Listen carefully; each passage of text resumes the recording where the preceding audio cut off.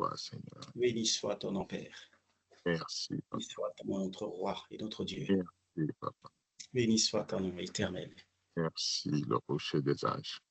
Amen, amen, amen. Amen. Gloire à Dieu. Amen. OK. Donc, en tout cas, que le nom du Seigneur soit béni. Je veux encore que tu puisses élever ta voix et que tu puisses prier ensemble, que nous puissions dire, Seigneur, nous avons besoin de ton esprit. Là où 2 ou 3 se rassemblent, le Seigneur nous a promis sa présence, oui, mais nous avons besoin également de confesser, Seigneur, que nos cœurs rassemblés puissent réellement être disposés à recevoir de toi. Nous avons besoin de ta vie, cette vie que tu as promis pour l'éternité, qu'au travers de cette parole, que je puisse réellement recevoir une pensée qui vient de toi, que je puisse recevoir une connaissance qui me permettra réellement de manifester ma destinée sur le plan du mariage. Alors, ensemble, élevons nos voix et prions pour ce moment, s'il te plaît. Je Amen. célèbre ton Saint-Nom, Père. Amen. Amen. Gloire à Dieu. Que le Seigneur, en tout cas, bénisse ta présence. Donc, là, aujourd'hui, on a changé de plateforme. J'espère que on n'a pas perdu d'autres personnes avec nous, ou encore ils vont se joindre à nous au fur et à mesure. Amen. Amen. Amen. Donc, voilà, on est limité dans le temps. Donc, on va commencer à réviser ce que voilà, nous avons commencé la dernière fois. Merci Seigneur. Donc, notre thème, comme tu le sais, c'est le mariage. Regarde-moi. Merci Seigneur. On a commencé par voir la dernière fois ce qu'il faut savoir avant de penser mariage. Ce qu'il faut savoir avant de penser mariage. Écoutez-moi que je voie mon horloge. Un instant, s'il vous plaît. Merci Seigneur.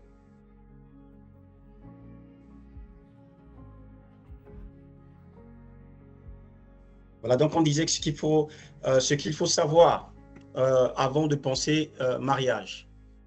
Donc, voilà, on va essayer de survoler un peu le diapo pour, en termes de révision.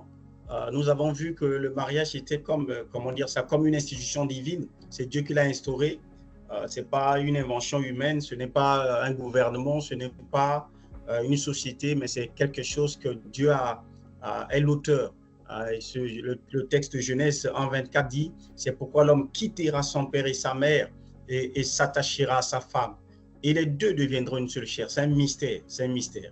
Quelqu'un que tu ne connais pas, quelqu'un qui n'est pas de ta famille, mais Dieu dit que tu quittes tout ce qui est à toi, tu quittes ta famille, tu quittes tes parents pour t'attacher avec cette femme, avec cette personne que tu ne connais pas, homme et femme, vice-versa, pour devenir une seule chair. Mais ça, c'est quelque chose d'extraordinaire. Et donc, nous avons vu la dernière fois la notion d'attaché nécessite également que je puisse, pour ceux qui aspirent au mariage, surtout de prendre le temps d'abord d'avoir cette assurance-là, que là où je vais mettre les pieds, mais c'est le bon endroit, parce que quand on ne s'attache pas pour quelques mois. Le mariage est un contrat voilà, pour l'éternité. C'est aussi longtemps que Jésus n'est pas revenu, mais c'est que selon ce que Dieu établit, le mariage n'est pas fait pour la séparation.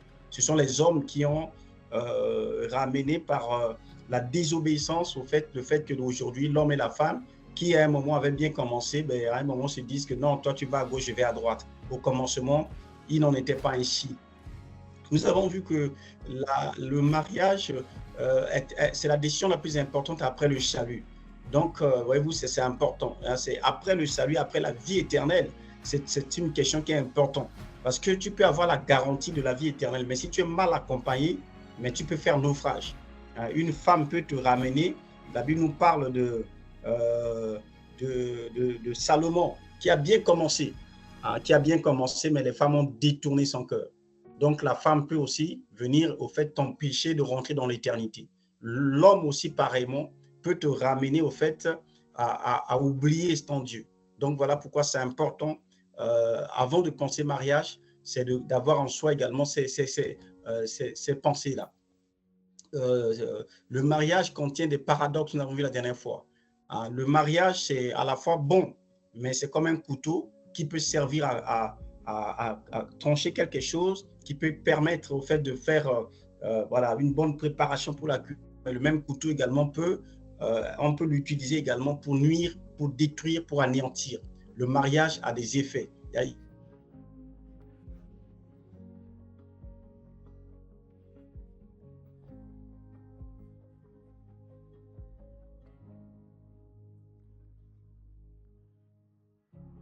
Peut aussi la détruire. Le mariage comme un moyen pour accomplir la destinée. Voilà, il y a quelques éléments qui sont là. On va aller vraiment à l'essentiel. Voilà, c'est un cadre pour la croissance spirituelle. Le mariage, lorsqu'il est fondé sur l'amour et les principes bibliques, peut être un lieu où les deux partenaires se soutiennent mutuellement. Donc ça fait partie des avantages que le mariage peut apporter.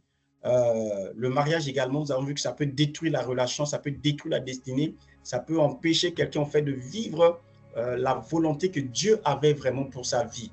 Ça peut anéantir le potentiel d'une personne, les capacités d'une personne, l'intelligence d'une personne.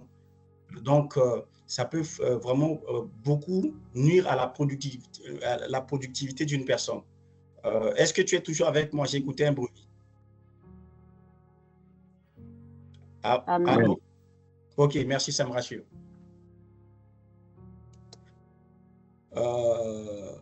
Voilà, nous avons vu la dernière fois que mieux vaut habiter à l'angle d'un toit que de partager la demeure d'une femme querelleuse.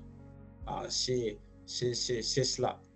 Donc, ça fait partie des inconvénients du mariage. Si tu ne fais pas ce qu'il faut, quand un jeune qui veut aspirer au mariage, quelqu'un qui veut rentrer dans le mariage, homme ou femme, jeune fille ou jeune garçon, tu peux te mettre au fait avec quelqu'un qui va te pourrir la vie.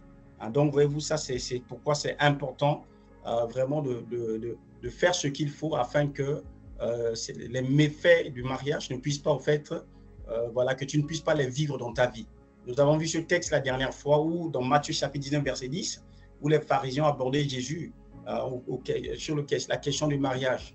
Est-ce que quelqu'un peut lire? Ça nous permet juste de nous rassurer que les sons sont bons et puis on est ensemble, s'il te plaît. Oui, vous m'écoutez comme il faut parce qu'il ne faut pas que je parle dans le désert. C'est pour ça que je pose des questions. Amen. Ok, est-ce que quelqu'un peut lire? Vous voyez l'écran qui est affiché ou pas? Amen. Amen. Amen. Oui. Amen. Amen. Donc je disais, est-ce que quelqu'un peut nous lire ce qu'il voit sur l'écran, s'il te plaît? Amen. Je lis au nom de Jésus. Matthieu 19, verset 10. Les pharisiens l'abordèrent et dirent pour l'éprouver, est-il permis à un homme de répudier sa femme pour un motif quelconque? Il répondit, n'avez-vous pas lu que le Créateur au commencement fit l'homme et la femme, et qu'il dit, c'est pourquoi l'homme quittera son père et sa mère et s'attachera à sa femme, et les deux deviendront une seule chair. Ainsi, ils ne sont plus deux, mais ils sont une seule chair. Que l'homme, donc, ne sépare pas ce que Dieu a joint. Pourquoi donc lui dirent-ils, Moïse a-t-il prescrit de donner à la femme une lettre, de divorcer et de la répudier? Il leur répondit, c'est à cause de la dureté de votre cœur que Moïse vous a permis de répudier vos femmes. Au commencement, il n'en est pas permis de répudier vos femmes. Très bien. Au commencement, je sais pas, désolé, le truc est trop petit, j'ai du mal à lire. D'accord, donc, ah oui, okay. je peux agrandir, désolé. Ok. Je continue, donc, je m'arrête là. Oui, tu peux finir ce que tu lis, s'il te plaît. Amen. Je reprends à partir de verset 8. Il leur dit, c'est à cause de la dureté de votre cœur que Moïse vous a permis de répudier vos femmes. Au commencement, il n'en était pas ainsi. Mais je vous dis que celui qui répudie sa femme, sauf pour infidélité, et qui en épouse une autre, commet un adultère. Ses disciples lui dirent, si telle est la condition de l'homme à l'égard de la femme, il n'est pas avantageux de se marier. Très bien, donc voyez-vous, c'est simplement ça. C'est que j'étais en train de dire que le mariage peut constituer voilà, en lui aussi, renfermer en lui des mauvais côtés. Donc, c'est pourquoi c'est important pour ceux qui s'aspirent au mariage de prendre le temps de se faire avec Dieu, pour ne pas tomber dans un piège, dans un fiel bizarre. Et voyez-vous, c'est que Jésus a parlé ici, dans ce texte-là, des méfaits du mariage.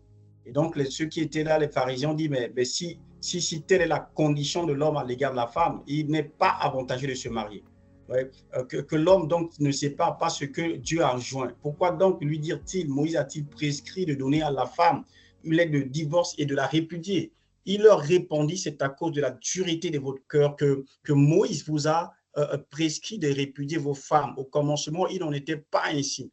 Voyez-vous, donc, c'est que le Seigneur est en train de dire simplement que si tu fais un mauvais choix, ben, c'est que tu n'as pas le droit de rebrousser chemin. Oui. Et donc, Jésus, quand il leur a expliqué, leur compréhension, c'était que ben, je peux tenter des choses, je peux aller avec une femme, mais quand ça ne marche pas, ben, ce n'est pas grave, on peut divorcer. Et quand Jésus leur a expliqué, au fait, la pensée de Dieu en ce qui concerne le mariage, ben, ils ont dit, mais si telle est la condition de l'homme à l'égard de la femme, ben, il n'est pas avantageux de se marier. Parce que si je me mets avec quelqu'un de mauvais caractère ou encore quelqu'un qui n'a pas la même vision que moi, selon la pensée de Dieu, mais c'est que je ne peux pas me détacher de cette personne-là. Et donc, ils ont dit, mais si telle est la condition de la femme, ben, le mariage, là, croyait que c'était que la bénédiction, c'était que les bonnes choses, mais ce n'est pas que les bonnes choses. Hein. Donc, ils ont dit, si vraiment c'est le cas, ben, il n'y a pas vraiment des avantages. Oui, il n'y a pas que des avantages. Il peut y avoir des inconvénients terribles quand quelqu'un a raté son mariage. Quand quelqu'un n'a pas fait des choses pour que Christ soit le fondement de son mariage, ben, les effets, au fait, encore les conséquences peuvent être tellement nuisibles que la personne ne comprendra pas. Et nous avons vu également le but du mariage. Le but du mariage, c'est quoi? C'est que la volonté de Dieu, quand il a créé l'homme, c'était de manifester son règne sur la terre. Vous voyez, Dieu voulait peupler la terre avec la race de Dieu. Hein, et c'est ce que le Seigneur dit. La Bible déclare que nous sommes, les personnes des hommes qui sont en Christ, nous sommes de la race de Dieu. La volonté de Dieu, c'est ça. Peupler la terre avec des personnes qui sont de sa race. Voyez-vous, donc c'est cela. C'est ce que le diable a compris. Voyez-vous, le diable a compris, ça fait qu'il a pris, au fait, en otage le mariage. Parce que c'est la porte d'entrée de toute humanité. C'est la porte d'entrée de l'homme sur la terre. C'est la porte d'entrée. Et donc, quand le diable voulait détruire la terre, qu'est-ce qu'il a fait? Mais il a corrompu simplement ce domaine-là, le mariage. Et à un moment, Dieu a fait quoi? Dieu était obligé de faire quoi? De détruire la terre parce qu'il a vu qu'il y avait des races, il y avait des géants, des anges déchus qui sont venus être avec les femmes. Donc, il a perverti au fait la voie de Dieu. Et sur ce point de mariage. Voyez-vous, donc c'est ça. Donc la volonté première de Dieu, c'était quoi? C'était le but, quoi, comme le livre de Proverbes le dit, Proverbe 16, verset 4, l'Éternel a tout fait pour un but, même le méchant pour le jour du malheur. Le but de Dieu, c'était voilà, de remplir la terre avec des personnes qui ont en eux le caractère de Dieu, qui ont en eux l'image et la ressemblance de Dieu. Mais sauf que l'ennemi est rentré et que voilà, ce but-là, l'ennemi a mis un frein par rapport à cela. Donc, voyez-vous, c'est cela. Là, quand le but n'est pas connu, on a vu que l'abus est inévitable. Quand on ne connaît pas pourquoi on se met ensemble, ben, aujourd'hui, c'est juste les plaisirs, c'est pour les plaisirs voilà, passagers. Vous voyez, c'est que on parle de l'amour, mais on ne sait pas réellement c'est quoi l'amour. La notion de l'amour selon Dieu ou l'agapao, il n'y a pas. Mais c'est juste au fait comment dire ça, c'est l'aspect sensuel, c'est l'aspect de la chair, c'est la satisfaction de la chair qui est mis en avant quand on parle aujourd'hui d'amour. Mais au commencement, il n'en était pas ainsi. Voilà. Donc là, c'est quelques éléments que nous avons parlé du but du mariage. Dieu dit, faisons l'homme à notre image, ainsi de suite. Dieu les bénit et Dieu leur dit, soyez féconds, multipliez, remplissez la terre. La multiplication, c'est pour des personnes qui sont dans un mariage selon Dieu. La multiplication, ce n'est pas pour tout le monde. Voyez-vous, ça fait qu'aujourd'hui, on a vraiment la terre est remplie des races, des géants. Il est une race qui maudit son père, qui ne bénit point sa mère.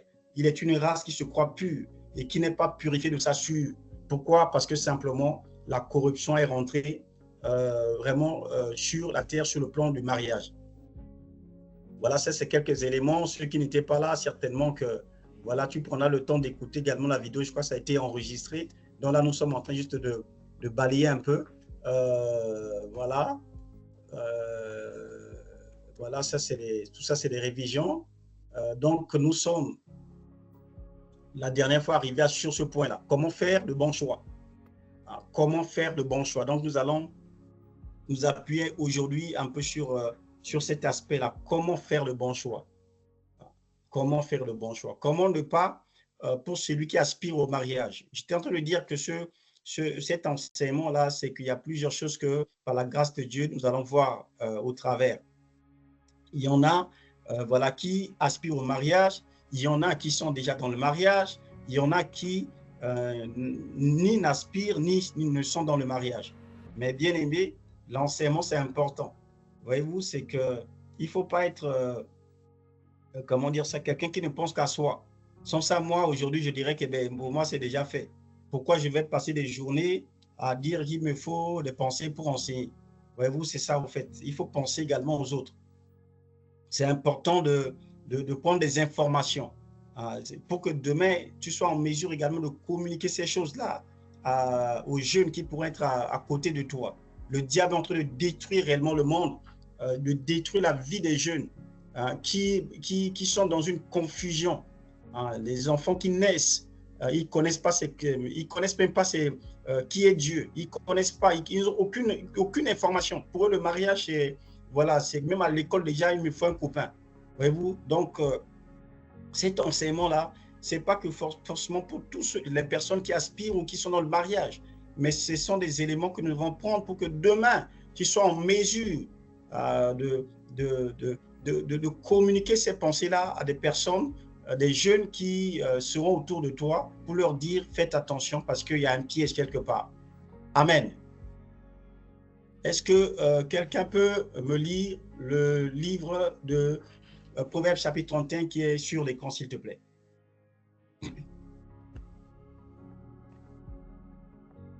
Je lis au nom de Jésus. Amen. Qui peut trouver une femme vertueuse? Elle a bien plus de valeur que les perles. Le cœur de son mari a confiance en elle et les produits ne lui feront pas défaut. Elle lui fait du bien et non du mal tous les jours de sa vie. Elle se procure de la laine et du lin et travaille d'une main joyeuse. Elle est comme un navire marchand. Elle amène son pain de loin.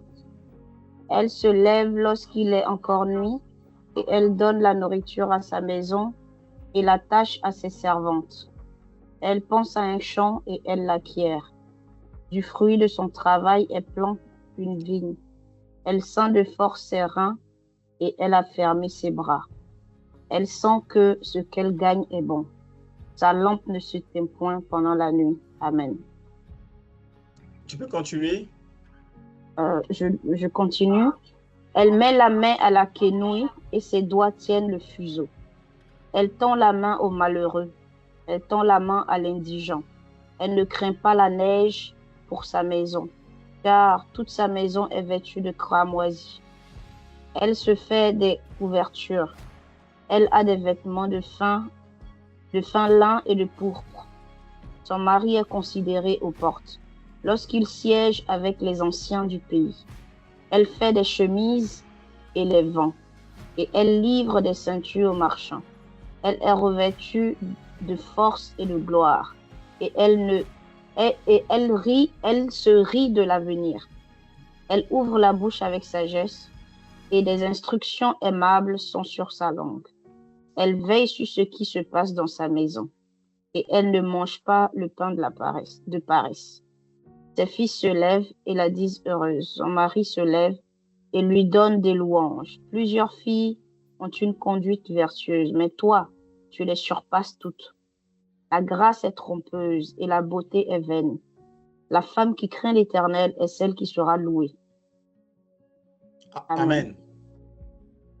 Amen. Donc tu vois, c'est ça. Ce texte ici, c'est cette question que Dieu pose. Qui peut trouver une femme vertueuse? Qui peut trouver une femme vertueuse? Qui peut trouver une femme vertueuse? Et donc, tu vois, c'est que dans cette question, cette question concerne en fait tout le monde. Parce que la femme, au fait, même si tu es déjà dans le mariage, tu peux continuer à chercher. Si tu es dans un mariage et qui ne connaît pas encore la perfection, cette question, c'est pour toi aussi. Voyez-vous, c'est que cet enseignement-là, c'est un lot. C'est le lot pour tout le monde. On est tous dedans. C'est que la Bible déclare que nous devons tendre vers la perfection. Donc, qui peut trouver? Qui peut trouver? Donc, même dans le mariage, tu peux continuer à chercher. Et celui qui n'est pas encore dans le mariage, cette question, bien aimée, ça te concerne pleinement. Qui peut trouver une femme vertueuse? Elle a bien plus de valeur que des perles. Le cœur de son mari a confiance en elle. Et les produits ne lui feront pas défaut. Elle lui fait du bien et non du mal tous les jours de sa vie. Elle se procure de la laine et travaille d'une main joyeuse. Elle est comme un navire marchand. Elle amène son pain de loin. Elle se lève jusque lorsqu'il est encore nuit et elle donne la nourriture à sa maison et la tâche à ses servantes. Elle pense à un champ et elle acquiert du fruit de son travail. Elle plante une vigne, elle ceint les forces ses reins et elle affermit ses bras. Elle sent ce qu'elle gagne. Et bon, sa lampe ne s'éteint point pendant la nuit. Elle met la main à la quenouille et ses doigts tiennent le fuseau. Elle tend la main au malheureux, elle tend la main à l'indigent. Elle ne craint pas la neige pour sa maison. Verset 23, son mari est considéré aux portes lorsqu'il siège avec les anciens. Elle se rit de l'avenir, elle ouvre la bouche avec sagesse, et les instructions aimables sont sur sa langue. Le verset 29, plusieurs filles ont une conduite vertueuse, mais toi, tu les surpasses tous bien. Mais qui n'aimerait pas avoir une telle femme? C'est que qui n'aimerait pas? Mais le Seigneur dit que qui peut trouver cette femme-là? Qui peut trouver cette femme? Vraiment, je pose cette question. Cette question est vraiment voilà, comme je le disais, c'est un lot de tout le monde. Qui peut? Voyez-vous, c'est que comme je le dis dans ce diaspora, il faut arrêter de faire des demandes insensées. Il y a des demandes de fois que ceux qui aspirent au mariage, ils font ces demandes. C'est qu'il y a des gens, de fois, il est là, il dit que non, j'aimerais une femme comme ça. C'est comme s'il fait une commande à Dieu. Dieu, j'aimerais ma femme vraiment qu'elle soit soumise, une femme qui est hospitalière, une femme qui est sage, une femme qui vraiment va me soutenir. Je veux une femme de cette manière. Ça, c'est des demandes, au fait. Si on n'a pas la connaissance de Dieu, on n'est pas éclairé par la parole, on va s'asseoir tranquillement et puis en train de vivre sa vie et puis dire, Seigneur, j'ai fait une demande et j'attends. Ça, c'est pas ça. Je veux ceci, je veux cela. Dieu ne donne pas une femme. C'est chaque homme, au fait, qui crée sa femme. Chaque homme crée sa femme et chaque femme, au fait, crée son mari. Dieu ne donne pas. Les choix qu'en tant que jeune célibataire, tu es en train de faire aujourd'hui, mon ami, tu es en train de dessiner ton mari, tu es en train de dessiner ta femme. La Bible dit que qui peut trouver? Qui a la capacité de trouver? Si tu réunis en toi les conditions, si tu réunis en toi les capacités, les caractères, comme cette femme-là ici, nous sommes de voir sa description, bien aimée, mais c'est que en tant que femme, mais c'est que tu es tranquille. Vous voyez? Donc, le mari a des conditions qu'il doit réunir pour avoir une telle femme. C'est cela. La Bible dit que son mari est considéré aux portes lorsqu'il siège avec les anciens du pays. Son mari est considéré. Donc, c'est une femme, au fait, qui sait honorer son mari. C'est une femme qui respecte, qui déjà, elle, a du respect. Il y a du respect pour son mari. Voyez-vous? C'est que si tu négliges ton mari, mais tu ne peux pas t'attendre à ce que quelqu'un d'autre qui ne, qu'au travail, que ton mari soit respecté. Dans les lieux publics, que ton mari soit respecté. La Bible déclare rechercher la paix avec tous. Ce texte-là dit rechercher la paix avec tous et la sanctification sans laquelle personne ne verra le Seigneur. Veillez à ce que nul ne se prive de la grâce de Dieu, à ce qu'aucune racine d'amertume poussant des rejetants ne produise du trouble et que plusieurs n'en soient infectés. à ce qu'il n'y ait ni impudique, ni profane, comme Ésaü, qui pour un mets bondit son droit d'aînesse. Vous savez que plus tard, voulant obtenir la bénédiction, il fut rejeté. Quoi qu'il la sollicita avec larmes, car son repentir ne put avoir aucun effet.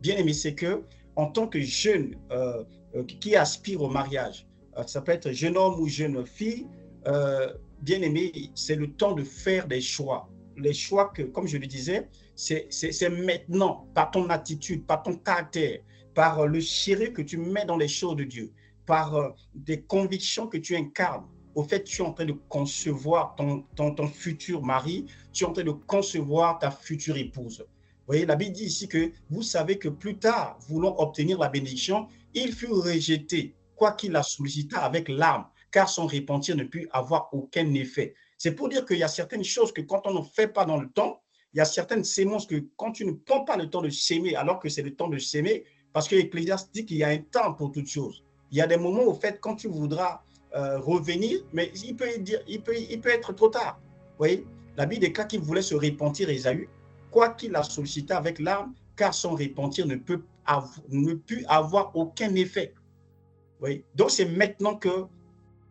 on doit réunir en soi les conditions pour trouver cette femme-là. Hein, que tu sois celui qui aspire pour rentrer dans le mariage ou celui qui est déjà dans le mariage, mais qui voit que non, le mariage, il bat de l'aide. Hommes et femmes, il faut continuer à chercher. La Bible déclare que vous me chercherez et vous me trouverez. Vous voyez, le royaume des cieux est comme, voilà, c'est quoi? C'est une perle qui est cachée dans un champ, un objet de valeur dans un champ, mais l'homme qui le trouve dans sa joie, mais il vend tout ce qu'il a et il vient chercher, il va tout faire pour avoir ce champ-là. Quand on a trouvé le champ, on prend le temps pour chercher. Et donc, voyez-vous, c'est ça. Donc, c'est pour dire que la Bible dit rechercher la paix avec tous et la sanctification sans laquelle personne ne verra le Seigneur. Veillez à ce que nul ne se prive de la grâce de Dieu, à ce qu'aucune racine d'amertume poussant des rejetants ne produise du trouble et que plusieurs en soient infectés. À ce qu'il n'y ait ni impudicité, ni impudique, ni profane comme Ésaü, qui a vendu son droit d'aînesse. Par les choix que tu fais aujourd'hui, que je suis en train de faire aujourd'hui, ben je peux être en train de vendre mon droit d'aînesse, vendre au fait de sacrifier mon mari, de sacrifier la femme, la meilleure des femmes que Dieu m'avait donnée. Voyez-vous, c'est cela. Alors, il ne faut pas vendre son droit d'aînesse, mais faire ce qu'il faut pour que je sois en mesure de retrouver cette femme-là. Donc, nous continuons dans... ça, c'est les caractéristiques de la femme vertueuse qu'on a lu tout à l'heure dans Proverbe 31. Elle se rit de l'avenir. Vous voyez, une femme qui se rit de l'avenir. Qui peut trouver une femme qui se rit de l'avenir? Vous voyez, pas une femme qui s'inquiète de tout. Une femme, au fait, qui, sa foi, c'est dans le portefeuille. Voyez-vous, non, ça, c'est pas une femme qu'il ne faut pas trouver. Donc, il faut réunir les conditions pour trouver celle-là qui ne mettra pas sa foi dans le portefeuille, dans le moment présent, vous voyez, dans le matériel. La Bible déclare que les circonstances du moment présent ne peuvent être comparées à la gloire à venir. Voyez-vous, la gloire de Dieu, c'est de cacher des choses.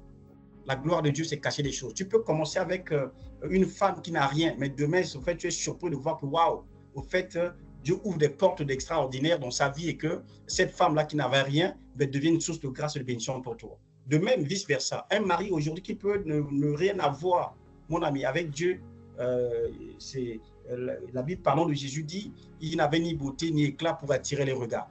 Et donc, il ne faut pas voir simplement le moment présent. Alors, il ne faut pas voir que le moment présent.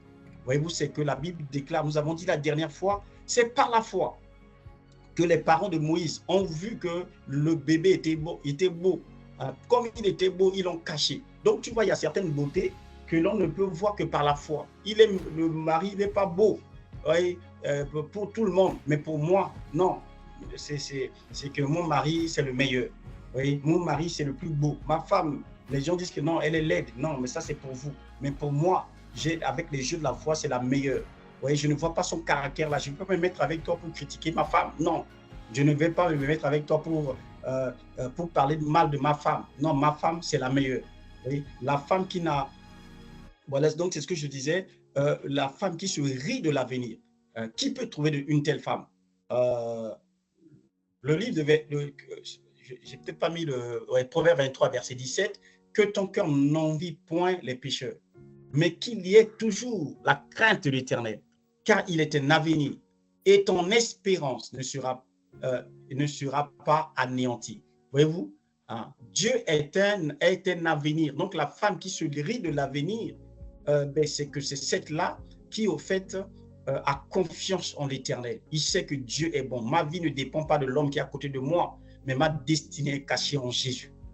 Et donc, je ris de l'avenir, parce que le salut ne vient pas de l'homme.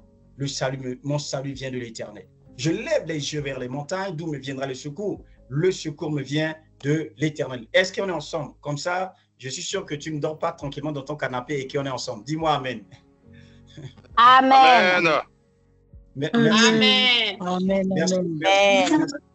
Merci pour cette semaine vitaminée. Gloire à Dieu. Amen. Donc, tu vois, c'est cela. Amen. Voyez? Et la Bible dit, la suite dit, elle ouvre la bouche avec sagesse et des instructions aimables sont sur sa langue. Elle ouvre la bouche avec sagesse et des instructions aimables sont sur sa langue. Waouh! Seigneur, donne-moi une femme comme ça. Alléluia. Vous voyez? C'est la femme qui parle avec sagesse, qui parle avec douceur, qui parle avec, voilà, il y a de l'harmonie, qui crée des conditions pour que la paix puisse régner dans la maison. Voyez-vous? Qui peut trouver une telle femme? Voyez? C'est qu'il y a des combats que l'on ne peut gagner, comment dire ça, qu'en gardant le silence. C'est que, femme, sais-tu si tu sauveras ton mari? Oui. Femme, sais-tu? La Bible dit, pose cette question-là, sais-tu? Est-ce que tu sais que tu as des capacités en toi pour sauver ton mari? Est-ce que tu sais que tu as la capacité pour dompter même le caractère le plus difficile que semble montrer ton mari? Tu en as la capacité. Femme, sais-tu? Il y a des combats que tu ne peux gagner qu'en gardant le silence. La femme sage fait quoi? Bâtit sa maison. La Bible dit dans Proverbe chapitre 17, verset 28, ce texte dit, l'insensé même quand il se tait, passe pour sage. Celui qui ferme ses lèvres est un homme intelligent. L'insensé même quand il se tait, passe pour sage. Donc, vous voyez, il y a des choses de foi qui ne méritent pas qu'on puisse ressasser. Vous voyez, c'est les petits conseils en même temps, on le donne. Voyez-vous, les hommes n'aiment pas qu'on puisse répéter les choses 10 000 fois. Voyez, tu as parlé une fois, tu as fait une remarque ou une reproche, il a écouté, deux fois, il n'a pas répondu comme il faut, mais il a déjà compris. Donc, il ne faut pas ressasser, titiller. Tu vas encore créer voilà, des incompréhensions inutilement. Donc, il y a certaines choses que tu gagneras, certains combats. Comme nous le disons souvent, on peut gagner le débat et perdre son mari. On peut gagner la discussion. Ne sois pas une femme qui cherche à gagner le débat, vice-versa. Qui peut trouver une telle femme? Donc, la question revient également aux hommes. Voyez, qui peut trouver de telles femmes? Voyez, la manière de s'exprimer.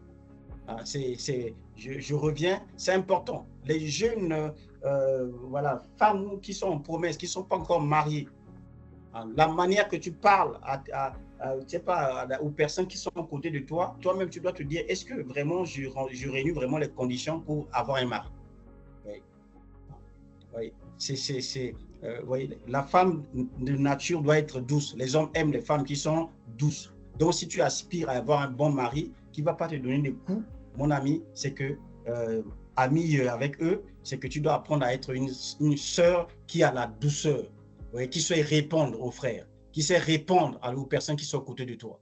Tu vois, tu ne sais peut-être pas de fois, ton mari est là, mais la manière que tu réponds là, tu ne sais pas, tu es en train de casser. Il a dit, mais la sœur là, elle répond comme ça, comment je peux prendre une femme comme ça? Oui. Donc, oui, c'est cette sagesse-là également qu'il faut avoir. Voyez-vous, parce que c'est que la bénédiction de Dieu, la vie déclare que la gloire de Dieu, c'est faire quoi? C'est de cacher des choses. Voyez? Donc, quand tu parles là, tu dois être en mesure, quand tu échanges dans tous tes échanges, que personne ne voit, qu'il y ait des personnes ou pas, mais cultive au fait cette attitude-là, essaie de te donner cette discipline-là parce que tu es en train de te préparer pour avoir un mari qui a un standard, un certain standard. Tu ne veux pas des maris bizarres. Donc, les bons maris, mon ami, sont réservés pour des femmes aussi d'une certaine catégorie. Amen. Voyez-vous? Donc, ça, c'est des choses qu'il faut avoir en toi. Vous voyez, c'est cela. Donc, qui peut trouver une femme vertueuse? Oui. Donc, quand on lit l'histoire d'ici dans Proverbe 31, on voit au fait quoi? Qu'est-ce qu'on voit? On voit une femme qui est autonome, une femme qui est autonome. Alors, cette femme-là, c'est une femme qui a la conscience de Christ en elle. Parce que quand tu lis, au fait, tu vois que c'est une femme qui ne s'appuie pas sur l'homme, hein, qui ne dit pas que ben, le jour où je vais avoir un mari, c'est là que je vais être heureux. Pas besoin d'un mari pour être éclairé. Hein. Vous voyez, c'est Paul qui dit, nous portons ce trésor dans les vases de terre. Donc, en tant que femme, je porte en moi un trésor, je porte en moi la vie de Dieu. Hein, je porte en moi déjà la grâce. C'est moi qui porte la grâce. Hein. La femme qui ne s'attend pas au mariage pour être comblée. Voyez-vous, c'est cela. Hein, et c'est cela, il faut être équilibré en Christ. Ce n'est pas parce qu'aujourd'hui, je n'ai pas de mari que ben, je suis la malheureuse. Non, c'est faux. Christ en moi, c'est l'espérance de la gloire. Vous voyez, donc, ça fait que quand on n'est pas éclairé, quand nos sœurs ou encore les femmes n'ont pas cette conscience-là de leur identité, ben, pour elles, ben, le mari qui viendra me ramener à la mairie, ben, c'est vraiment, c'est que, voilà, c'est une faveur que ce mari qui est en train de me faire une faveur. Non, on ne te fait pas une faveur. Tu es la fille de Jésus. Tu vois, hein, tu as été créé par Dieu. C'est que le Seigneur te connaît. Le sang de Christ a coulé pour toi. Donc, c'est à toi de prendre conscience de ça. Je suis une femme vertueuse. Donc, le travail que toi, en tant que jeune femme, tu dois faire, tu dois prendre le livre de Proverbe 31 où le Seigneur te donne la description d'une femme vertueuse. Et tu commences au fait à lire ces points-là et à mettre ces points en pratique dans ta vie. Et là, au fait, tu es en train d'élever le niveau. Tu es en train de dire que je ne suis pas n'importe qui. Je ne suis pas une femme qu'on marie pour divorcer. Je ne suis pas une femme voilà, où le mari me laissera dans la maison et puis il partira et puis il va encore faire, voilà, c'est-à-dire aller voir une autre fille, encore une autre femme dehors. Je ne suis pas de cette catégorie. Non, c'est impossible. Et je ne suis pas de ça. Ça, c'est des choses, au fait, on a ça. Il y a certaines choses que l'on ne reçoit que par la foi. Je suis la fille du roi. Je suis voilà, une princesse. Parce que je connais qui je suis. La vie de Christ est en moi. Je ne négocie pas voilà, un mariage. Je ne négocie pas un homme. Dieu me connaît. La Bible déclare que je suis gravé. Nous sommes gravés dans la paume de sa main. Donc, c'est en tant que jeune fille ou encore jeune femme que tu m'écoutes là, ça, tu dois avoir ça en toi. Tu dois intégrer ça en toi. Aucun mari, aucun homme ne viendra dire que ben, c'est grâce à moi. Non, tu blagues. Tu ne me connais pas. Je suis la fille de Jésus. Oui. Donc, une femme qui répond à ces critères-là ne va pas s'apitoyer pour trouver un mari. Ce n'est pas le mari qui apporte la grâce, mais c'est moi. Vous voyez, être avec moi, c'est, voyez-vous, c'est quand tu lis le texte du Proverbe 31, là, mais c'est moi qui porte la grâce. C'est moi qui porte la grâce. Donc, être avec moi en tant que la fille qui a Christ en elle, mais c'est au fait, la faveur, c'est moi qui ai la faveur. Ce n'est pas parce que tu as beaucoup d'argent que tu vas croire que je vais courir après toi. Non. Oui. Donc, c'est cela. Ce n'est pas le mari qui apporte la grâce, comme je disais, une question posée à l'homme.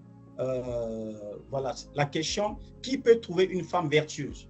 Quand on voit ça, on croit que Dieu n'a posé la question qu'aux hommes. Mais le texte de Proverbes, chapitre 20, dit également ceci. Beaucoup de gens proclament leur bonté, mais un homme fidèle, qui les trouvera? Donc, tu vois, ça concerne les femmes. Le Proverbe 31 dit, qui peut trouver une femme? Quel homme peut trouver une femme vertueuse?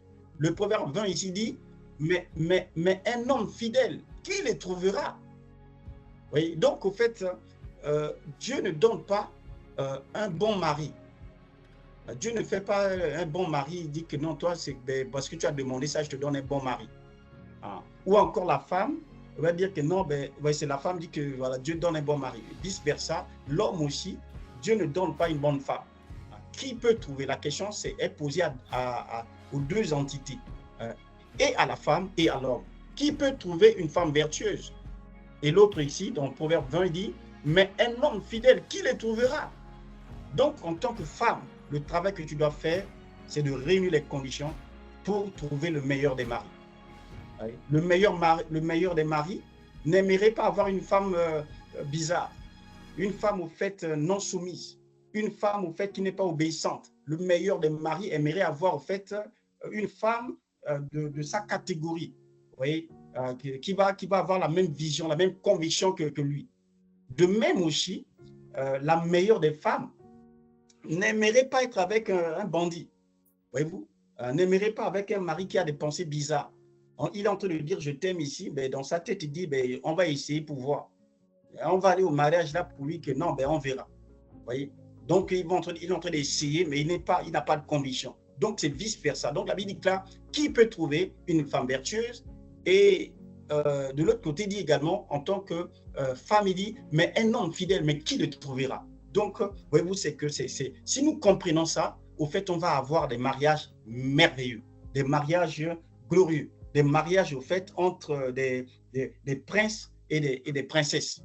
Parce que un prince ne peut aller qu'avec une princesse. Voyez-vous, souvent, quand tu vois à une certaine catégorie, mon ami, la famille d'Angleterre, la famille royale, quand tu vois leur mariage, mais c'est entre eux, hein, mon ami. Tu ne vois jamais un pauvre d'une cité là-bas, c'est vraiment rare. Comment faire le bon choix? La Bible dit ceci. L'Éternel prit l'homme et le plaça dans le jardin d'Éden pour le cultiver et pour le garder. J'aimerais que quelqu'un le lise comme ça, on est ensemble et je vais respirer un peu.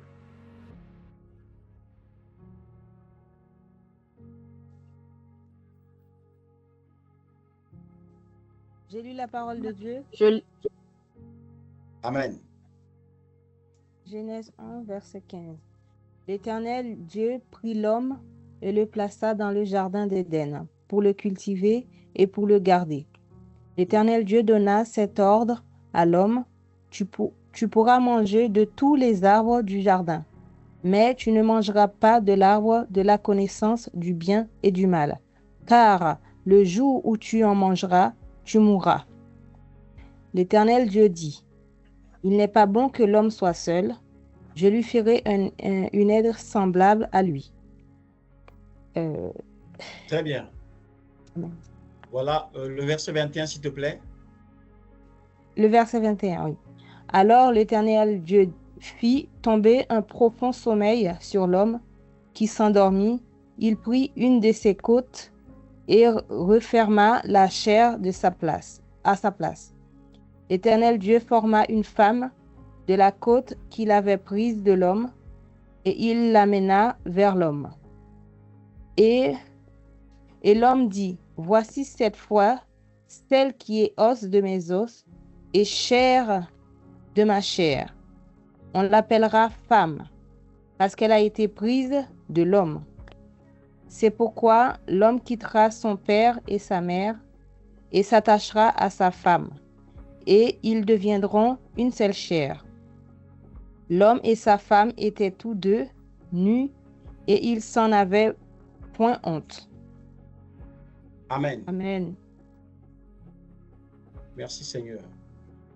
Là c'est double, ok. Voilà, donc en tout cas, bien aimé, voyez-vous, c'est ce qui s'est fait dans le jardin. L'homme, l'Éternel Dieu a fait quoi? Il a organisé ce mariage-là. L'homme et la femme, quand il les a créés, comme le diapo le montre, la première des choses que Dieu met en place, c'est l'union de l'homme et de la femme. L'union de l'homme et de la femme. Il va mettre un sommeil sur l'homme. Le sommeil sur l'homme. Voyez-vous, c'est qu'il y a des choses que Dieu donne dans le sommeil. La femme, c'est pas toi, tu n'as pas la capacité, comme nous avons vu la dernière fois, de faire le choix de la bonne femme ou encore du bon mari. L'homme n'en a pas la capacité. Donc, il va mettre un sommeil sur l'homme et c'est là qu'il va, au fait, opérer. Voyez-vous, c'est la confiance que tu dois avoir au Seigneur. La confiance que tu dois tes regards doivent être tournés vers le Seigneur pour dire, Père, je m'attends à toi pour l'homme de ma vie. Je m'attends à toi pour la femme de ma vie. Je sais que, voilà, je fais ma part. Ma part, c'est quoi? C'est cette vie de sanctification dans laquelle je suis dedans. Vous voyez, cette vie d'obéissance à la Christ, la vie de prière. Je cherche à grandir, à avoir la connaissance de Christ. C'est ma part que je fais. Maintenant, sur la base de ces éléments que je te présente, Seigneur, tu me conduiras, tu me guideras à trouver cette personne-là que tu as destinée pour ma vie. Donc, la première chose que Dieu met en place après la création, mais c'est l'union de l'homme et de la femme. Le vers Éphésiens 5, 25 dit ceci, « Marie, aimez vos femmes comme Christ a aimé l'Église et s'est livré lui-même pour elle, afin de la sanctifier par la parole, après l'avoir purifiée par le baptême d'eau, afin de faire paraître devant lui cette Église glorieuse, sans tache, ni ride, ni rien de semblable, mais sainte et irrépréhensible. C'est ainsi que les maris doivent aimer leur femme comme leur propre corps. Celui qui aime sa femme s'aime lui-même, car jamais personne n'a haï, ainsi de suite. » Donc la Bible dit au verset 27, afin de faire paraître devant lui cette Église sans tache, ni ride, ni rien de semblable, mais sainte et irrépréhensible. Quand on voit dans le jardin d'Éden, la première célébration de mariage, c'est entre Adam et Ève. Adam et Ève. Et qu'est-ce que Dieu fait? Dieu a pris d'abord, Dieu prend l'ossature, l'os de Adam pour amener Ève. Et c'est pourquoi, en fait, il y a, comment dire ça, il y a un lien entre l'amour de Christ à l'Église et l'amour entre l'homme et la femme. Quand Adam, dans le jardin d'Éden, va voir Ève, voyez-vous, c'est que, vous savez, la Bible nous parle également du premier Adam et du second Adam. Le premier Adam, du deuxième Adam, pardon. Le premier Adam, c'est celui que nous connaissons dans le jardin d'Éden. Quand il a vu Ève, il s'est exclamé, pour dire que waouh, voici celle-ci qui désormais est os de mes os et la chair de ma chair. On l'appellera femme parce qu'elle a été prise de moi. Vous voyez, ça c'est donc dans ce premier Adam, c'est au fait c'est Christ. Vous voyez, dans le jardin d'Éden, c'est l'image de Christ au fait qui voit l'Église. Vous voyez, et qui dit waouh, mais ça c'est vraiment ça, c'est l'os de mes os et la chair de ma chair. Vous voyez, David déclare ce texte, il dit afin de faire paraître. Oui, Marie, aimez vos femmes comme Christ a aimé l'Église et s'est livré lui-même pour elle afin de la sanctifier par la parole, après l'avoir purifiée par le baptême d'eau, afin de faire paraître devant lui cette Église glorieuse, sans tache, ni ride, ni rien de semblable, afin de faire paraître. Au fait, c'est Dieu qui a fait le travail, c'est Dieu qui a pris les os d'Adam, qui a préparé cette femme-là et qui va présenter devant Adam, qui est le symbole de Christ. Vous voyez, et quand Christ voit ça, il dit waouh! Mais ça, c'est quelle femme? Ça, c'est la femme vraiment qui vient d'en haut. De faire paraître devant lui cette Église glorieuse, sans tache ni ride, ni rien de semblable, mais sainte et irrépréhensible. Donc, voyez-vous, ça, c'est, si nous voyons dans le jardin d'Éden, au fait, c'est le modèle sur lequel nous devons nous appuyer pour vraiment bâtir un mariage harmonieux, un mariage qui glorifie le Seigneur. Oui, c'est ça. C'est quand nous voyons, comment dire ça, même dans Jésus, quand il est venu, comme le diapo nous le montre, le premier miracle de Jésus, c'est quoi? Il est parti aux noces. Parce que le mariage avait été, au fait, voilà, ce qui était pour Dieu quelque chose de très important, ben, c'est que a été sali par l'ennemi. L'ennemi a pris le contrôle du mariage. Voilà pourquoi Jésus, le premier de son miracle, c'était au nom, c'était pour restaurer le mariage. Le mariage qu'il avait établi au commencement entre Adam et Ève, ce mariage s'appuyait sur quoi? Sur, au fait, la même nature de l'ossature. Vous voyez, il n'y a pas deux éléments différents, c'est le même élément. Et cet élément, c'est quoi? Ce sont les os de Christ. Éphésiens 5, 25, Marie, aimez vos femmes comme Christ a aimé l'Église et s'est livré lui-même pour elle afin de la sanctifier, afin de faire paraître devant lui. C'est quoi ce texte que nous avons lu? On avance. Ève est une femme conçue par le ciel. Voyez-vous, ça c'est le modèle céleste. Une femme conçue par le ciel, sans héritage ancestraux. Voyez-vous, c'est l'image au fait de quelqu'un qui va trouver une femme qui ne va pas, au fait, au lieu de vivre le mariage, mais va passer son temps, en fait, à combattre les esprits. Parce que la femme n'est pas libérée. Parce que la femme est habitée par des entités. Parce que la femme est habitée par les esprits de tradition. Parce que la femme, vraiment, n'est pas libre, au fait. La femme peut avoir la volonté de faire, mais c'est que la femme n'est pas libre. Nous voyons Ève, c'est une femme qui vient d'en haut. Oui, c'est comme on peut le dire, il ne sait pas c'est quoi la varicelle. Oui, c'est que il n'a pas de taches de boutons bizarres sur le visage. C'est une femme qui vient d'en haut. Il n'y a pas de ligne bizarre, il n'y a pas que non, ça c'est l'attitude de Satan qu'il avait prise, ou bien encore ça c'est elle est victime au fait des pratiques démoniaques, encore des pratiques, des alliances bizarres qui ont eu lieu dans la famille. Vous voyez, c'est cette image-là que Dieu nous donne. C'est la femme qui vient d'en haut. Au fait, ce qui permet d'avoir un mariage établi, un mariage où la grâce de Dieu se manifeste. Au fait, la base, le fondement doit être les os de Christ.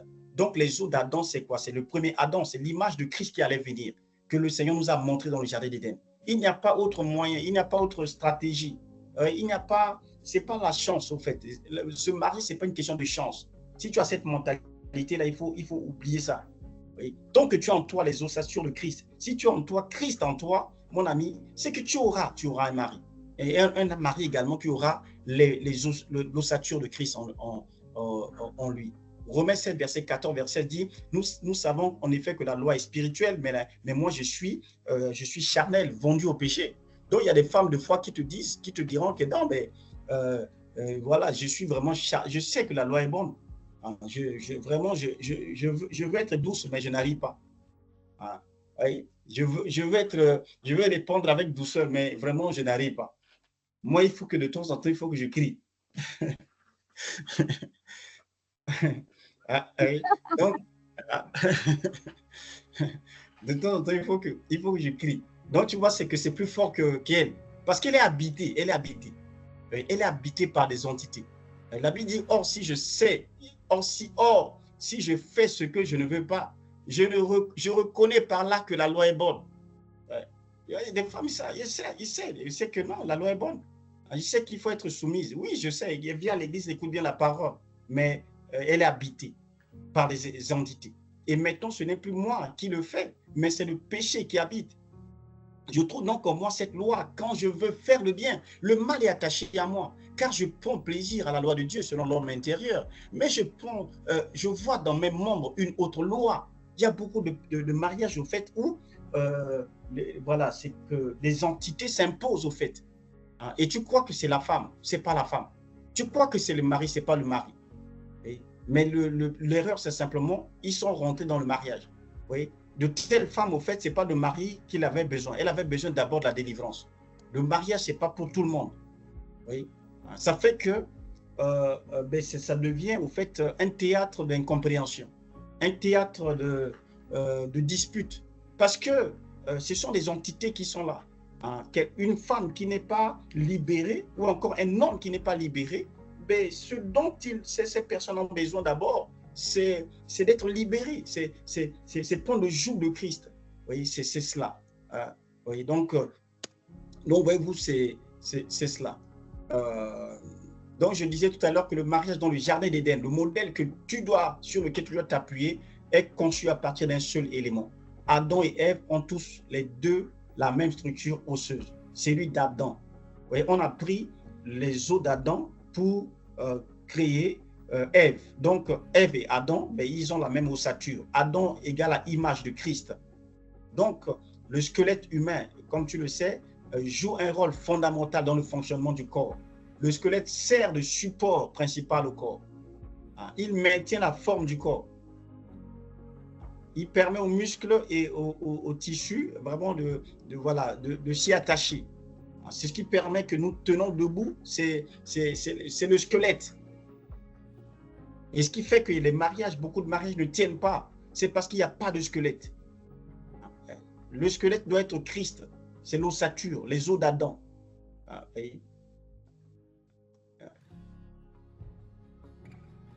Jean chapitre 19, verset 31. Quelqu'un peut nous lire ça, ce texte, s'il te plaît? Merci. Je lis une parole de Dieu. Amen. Jean 19, je lis à partir du verset 31.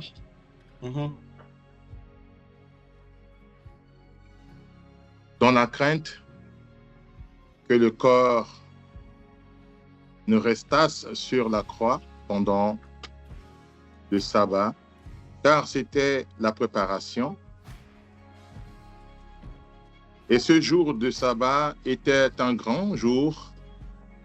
Les Juifs demandèrent à Pilate qu'on rompît les jambes aux crucifiés et qu'on les enleva. Verset 22. Les soldats vinrent donc, et ils rompirent les jambes au premier, puis à l'autre qui avait été crucifié avec lui. S'étant approchés de Jésus et le voyant déjà mort, ils ne lui rompirent pas les jambes, mais un des soldats lui perça le côté avec une lance, et aussitôt il sortit du sang et de l'eau. Celui qui l'a vu en a rendu témoignage, et son témoignage est vrai, et il sait qu'il dit vrai, afin que vous croyiez aussi. Ces choses sont arrivées afin que l'Écriture fût accomplie. Aucun de ces os ne sera brisé. Amen. Amen. Amen. Donc, la Bible dit ceci, dans la crainte que les corps ne restassent sur la croix pendant le sabbat, car c'était la préparation et ce jour, le sabbat, était un grand jour. Les Juifs demandèrent à Pilate qu'on rompît les jambes aux crucifiés et qu'on les enleva. Les soldats vinrent donc et ils rompirent les jambes au premier, puis à l'autre qui avait été crucifié avec lui. S'étant approché de Jésus et le voyant déjà mort, ils ne lui rompirent pas les jambes. Mais un des soldats lui perça le côté avec une lance et aussitôt il sortit du sang et de l'eau. Celui qui l'a vu, on a rendu témoignage et son témoignage est vrai. Et c'est qui dit vrai, afin que vous croyiez aussi. Ces choses sont arrivées afin que l'Écriture fût accomplie. Aucun de ces os ne sera brisé. Amen. Donc, comme tu le sais, dans le jardin d'Éden, qu'est-ce que Dieu a fait? Dieu a pris les os d'Adam. Et Adam, c'est l'image de Christ. Pour le premier mariage, l'enseignement que Dieu nous donne, c'est que, vous voyez, mes enfants, qu'est-ce que j'ai fait pour avoir un mariage où il n'y a pas de liens bizarres, où il n'y a pas des incompréhensions? Une femme qui vient du ciel, pour un homme qui vient du ciel. Voyez-vous, qu'est-ce que j'ai fait? J'ai pris les os. Vous voyez, c'est les os de Christ, c'est l'image de ce qu'il a. Et dans ce texte, si nous voyons, la Bible dit que c'est la prophétie a déclaré depuis des décennies qu'aucun de ces os ne sera brisé. Aucun de ces os. Les os de Christ ne peuvent être brisés. Voyez-vous, c'est qu'aujourd'hui, on a des mariages qui sont brisés, des mariages qui sont en lambeaux, en déjetude. Pourquoi? Parce qu'il n'y a pas Christ et parce qu'il n'y a pas Christ. Quand tu as un mariage qui est bâti sur Christ, mon ami, c'est que tu as une assurance. Tu as une assurance. Tu ne peux pas avoir un mariage qui est bâti sur Christ, avec Christ, et que le mari est un pagailleur, quelqu'un qui fait du désordre. Non, c'est impossible. C'est impossible. Ça n'existe pas. Dieu ne peut pas se contredire. Non, mon mari, non, il m'a laissé, il m'a trompé. Mon ami, ça c'est que il y a la part du mari dedans, mais il y a ta part. Vous voyez, il y a des choses que l'on revendique par la foi. Parce que je marche avec Dieu, parce que ma vie, je l'ai donnée au Seigneur. Parce que, oui, j'ai fait ce qu'il faut pour avoir, moi, l'ossature de Christ, mais mon mari ne peut qu'être celui qui est de la même ossature que moi. Donc, voyez-vous, c'est ces vérités éternelles sur lesquelles, au fait, tu dois t'appuyer, au fait, pour t'attendre à ce qui te revient. Donc, tu vois, c'est aucun de ces os ne sera brisé. On est venu, au verset 32, les soldats vinrent donc et ils rompirent les jambes au premier, puis à l'autre qui avait été crucifié. Il y a des mariages qui pourraient être détruits, mais parce que tu es connecté dans ce temps de prière, je confesse et je déclare sur ta vie que ton mariage ne va pas être brisé. Vous voyez, comme on a brisé les jambes du premier, on a brisé les jambes du second. L'Esprit du Seigneur est sur moi. Et parce qu'il m'a oint, je confesse et je déclare sur ta vie que tu auras un mariage béni, un mariage au fait dans lequel au fait, tu vivras au fait la paix selon Dieu. Aucun de ces os ne sera brisé. Donc tu vois, c'est simplement ça. Hein, voyez, aucun de ces os ne sera brisé. Donc, vous voyez, si le couple formé a pour charpente Christ, mais la prophétie affirme aucun de ces os ne pourra être brisé. C'est impossible, mon ami. C'est impossible. Tu passeras par où? Ma vie est en Christ. Ma maison est en Jésus. Chez moi, c'est la vie de Jésus. Hein? C'est à l'entrée, c'est Jésus. Plat de résistance, Jésus. Je ne sais pas, il a dit apéritif, tout est Jésus. Mais tu vas passer par où? Aucun de ces os ne sera brisé. C'est ça. Matthieu 7, verset 24 dit, c'est pourquoi quiconque entend ces paroles que je dis et les met en pratique sera semblable à un homme prudent qui a bâti sa maison sur le roc. La pluie est tombée, les torrents sont venus, les vents ont soufflé et se sont jetés contre cette maison et elle n'est point tombée parce qu'elle est fondée sur le roc. Amen. Voyez-vous, donc, vraiment, je prie que ce soit ton partage. Hein? Oui. C'est quiconque entend ces paroles-là, croit que cette parole est vérité. Mon ami, Dieu te donnera un mari qui est à toi. Dieu te donnera une femme qui est à toi. Tu n'as pas besoin de transpirer parce que Dieu est la parole. Et parce que tu as fait le choix de prendre la parole. Non, mon ami, Dieu est en train de concevoir une femme. Donc, voilà pourquoi il faut servir Dieu. Il faut marcher avec Dieu. N'attends pas, ne passe pas des nuits blanches pour dire que mais c'est quand le mari. Prends ce temps-là pour prier. Prends ce temps-là pour te cultiver. Prends ce temps-là pour avoir des informations, pour travailler ta communion avec le Seigneur. Prends ce temps-là pour rentrer dans un département. Ne dis pas que c'est quand. Non, mon ami. Travaille et tu verras simplement ce que le Seigneur est en mesure de faire. Vous voyez, c'est des textes d'appui. 1 Corinthiens 15, verset 45. C'est pourquoi il est écrit, le premier homme, Adam, devint une âme vivante. Le dernier Adam est devenu un esprit vivifiant. Donc, c'est pour appuyer simplement que Adam, que tu vois dans le jardin d'Éden, mais c'était l'image de Christ. Voilà, voyez-vous, donc c'est ça. Pour avancer, qui peut trouver une femme vertueuse?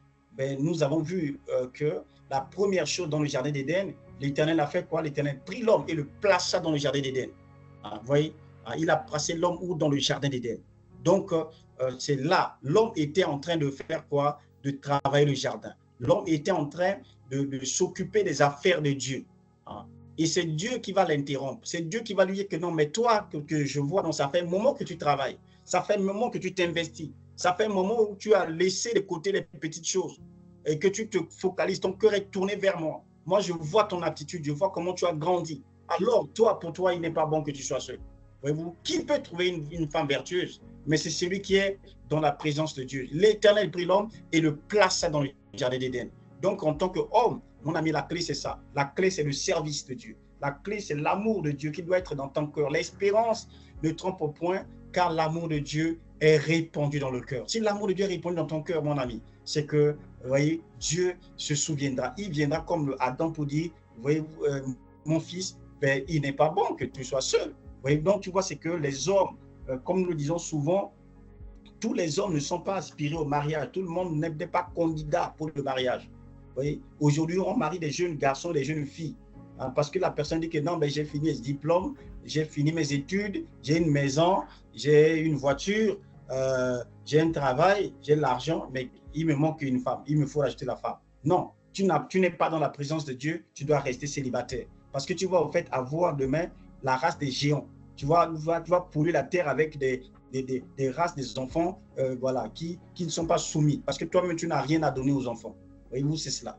La première chose que Dieu a donnée à l'homme, c'est la présence de Dieu. La femme doit rencontrer l'homme dans la présence de Dieu. Toi, en tant que femme, oui, c'est ça la clé. C'est que ne dis pas que non, ben, je vais dans la forêt là-bas, je vais trouver, mais je vais le tirer pour le ramener à l'église, on va prier. Non, ne fais pas ça. Ne fais pas ça. Vous voyez, c'est que tu dois trouver la femme, le mari que le Seigneur t'a donné. C'est par la foi. Vous voyez, mais ça passe par le sérieux que toi, tu mets dans ta communion avec Dieu, dans ton investissement avec le Seigneur.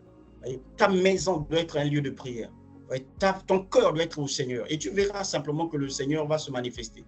Lorsque le Seigneur a pour les voies d'un homme, ben, il va disposer des choses favorables à son égard. Nous avons vu la dernière fois, quand Joseph voulait se séparer des maris, ben, c'est l'ange qui est venu dire que non, toi tu dois la prendre, tu ne blagues pas avec ma fille. Voyez-vous? Donc ça, c'est les choses au fait que le Seigneur nous a mis dans la parole pour nous éclairer, pour nous dire que non, ben, nous ne devons pas au fait tergiverser ou encore transpirer quant au sujet du mariage. La clé, c'est cela, c'est dans la présence de Dieu. La femme doit rencontrer l'homme dans la présence de Dieu. Demander conseil. Voyez-vous? La Bible déclare, parlons de Jésus, dit, on l'appellera. On l'appellera comment? On l'appellera Emmanuel. On l'appellera Emmanuel. Emmanuel, ça dit Dieu parmi les hommes. Souvent, le piège, c'est quoi? Ben, voilà. Je suis allé à Timna là-bas, j'ai trouvé une femme à Timna, mais voilà, elle me plaît. Voyez-vous, j'ai trouvé déjà, mais c'est que tu viens parler de ça, comment dire ça, aux responsables spirituels. Allez voir un pasteur pour dire que j'ai une pensée avant de t'engager, ça s'appelle la sagesse. Le pasteur n'est pas là pour contrôler ta vie, mais le pasteur, au fait, c'est un instrument que Dieu a équipé ou quoi, Dieu a mis là. Allez voir le pasteur, c'est dire, Seigneur, j'ai confiance en toi. Je ne vais pas d'abord dire oui à la femme ou à l'homme, après on vient voir le pasteur. Ça, c'est de l'erreur qu'il ne faut pas faire. Pour les jeunes ou encore les personnes qui aspirent au mariage, ne dis pas oui là-bas et tu viens dire au pasteur, ben, j'ai déjà dit oui, voilà, j'ai déjà choisi. C'est ce que tu vas dire au Seigneur, ben, Seigneur, tu vois, j'ai déjà trouvé, je vois mieux que toi. C'est ça que ça veut dire. Voyez-vous, Dieu, c'est Emmanuel, c'est-à-dire Dieu qui passe par les hommes. Il faut demander conseil, il faut demander conseil. Il faut demander conseil avant de faire que ce soit de prier et de demander que ceux qui sont des bergers, vous voyez, c'est pas pour rien que Dieu établit des bergers. Et sur des sujets aussi importants, mais tu vas choisir tous ceux là-bas et tu vas dire, Seigneur, homme de Dieu, aidez-moi à avancer. Et quand ça va chauffer là-bas, mon ami, comme nous le disons souvent, il y a des mariages de foi, mais quand on a célébré. On prendra les versets pour appuyer, pour vous encourager. L'homme ne quittera pas, hein, que l'homme ne puisse pas séparer ce que Dieu a fait, quoi, Dieu a uni. Oui. Donc, tu peux te retrouver avec quelqu'un qui est habité par des esprits. Oui. C'est des choses que nous allons prendre le temps dans ces moments-là pour être éclairés. Oui. Tu peux prendre quelqu'un qui est habité par des esprits. Et au lieu de vivre le mariage, tu passes tout ton temps à chasser des liens. Oui. On va t'encourager, mon ami. Donc, vraiment que le Seigneur te donne au travers de ces moments d'enseignement-là, vraiment d'être éclairé. Vous voyez, la Bible dit, Juge chapitre 16, verset 4, après cela, il aima une femme dans la vallée de Sorek. Ça, c'est Samson. Elle se nommait Delilah. Les princes des Philistins montèrent vers elle et lui dirent, flatte-le pour savoir d'où lui vient sa grande force et comment nous pourrions nous rendre maîtres de lui. Nous le lirons pour le dompter. Et nous te donnerons chacun 1100 cycles d'argent. Oui. Samson, un homme qui, avec beaucoup d'énergie, avec beaucoup de force, avec beaucoup de capacité, mais la femme va l'anéantir. Oui. La femme va l'anéantir. Malgré les capacités que tu peux avoir en tant qu'homme, avec les compétences que tu peux avoir, mon ami, si tu es mal tombé, mais c'est que c'est terrible. Delilah, c'est la maîtresse philistine de Samson qui trahit le secret de sa grande force. Et qui, en lui coupant les cheveux, a pu le rendre faible. Tu connais Nama, qui est le chef de l'armée des Syriens, commandant d'une grande armée, mais lépreux. Il y a des maris qui sont lépreux. Et le Seigneur a établi dans sa parole, il a donné ces éléments-là pour t'éclairer, toi qui n'es pas encore dans le mariage. Toutes les capacités que tu as, ton énergie, ton amour pour Dieu, tes projets, tout ce que tu peux avoir là, mon ami, c'est que si tu es mal accompagné, mais c'est que tu ne peux rien, tu es coincé, tu es coincé. C'est cela. C'est le livre de 1 Timothée chapitre 5 verset 8 dit, si quelqu'un ne prend pas soin des chiens, en particulier des membres de sa famille, il a régné la foi et il est pire qu'un incroyant. Je vais pris ce texte-là pourquoi? Parce qu'il y a des hommes, mon ami, je connais des hommes, il a un bon cœur, quelqu'un qui peut être quelqu'un de très bien, il a des capacités, il a du potentiel, il a réussi dans les projets de vie. Mais malheureusement, ces personnes-là, quelquefois, mal accompagnées. Elle a eu vraiment, je ne sais pas comment dire ça selon le monde, le mauvais choix de trouver une femme, au fait, acariâtre, une femme de mauvais caractère, une femme, au fait, qui va être, au fait, en insécurité. Parce que c'est une femme qui ne connaît pas sa destinée. Quand quelqu'un ne connaît pas sa destinée, c'est que cette personne est terrible. C'est cela.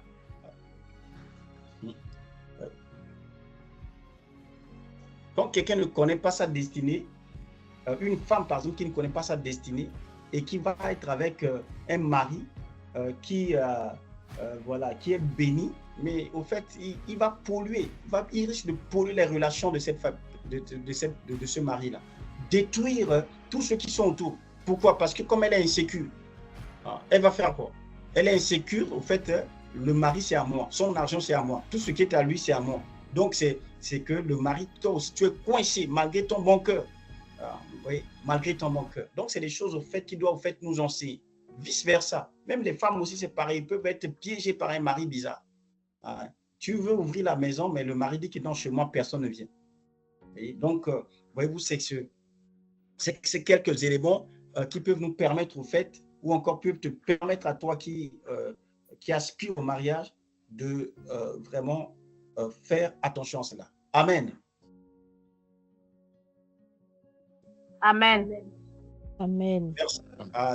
D'accord. Merci Seigneur. Avant de continuer, j'aimerais quand même voilà, laisser ces petits moments-là voilà, d'échange. Est-ce qu'il y a une question? Est-ce que qu'on puisse voilà, parler un peu? C'est qu'il nous reste, je crois, voilà, 10 minutes, au maximum 15 minutes.